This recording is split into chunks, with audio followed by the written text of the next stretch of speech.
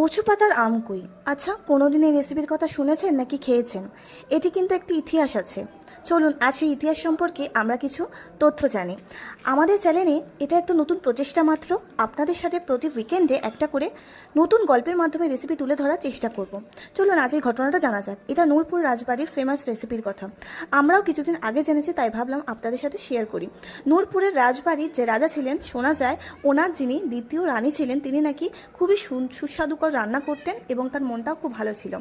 তো গ্রামের প্রজাদের যেমন উনি ভালোবাসতেন, প্রজারাও তেমন ওনাকে মায়ের সম্মান দিত। শাক, পুকুরের কই মাছ এবং তার পোষ্য প্রাণীর দুগ্ধ দিয়ে বানানো টক দই এবং গাছের কিছু কাঁচা আম এনে রানীর হাতে দিয়েছিলেন। তো রানী তাকে না ফিরিয়ে দিয়ে সেই কচু পাতা, সেই পুকুরের কই মাছ এবং সেই গাছের আম এবং দুগ্ধ প্রাণীর টক দই দিয়ে তৈরি করে ফেলেছিলেন এই রেসিপি।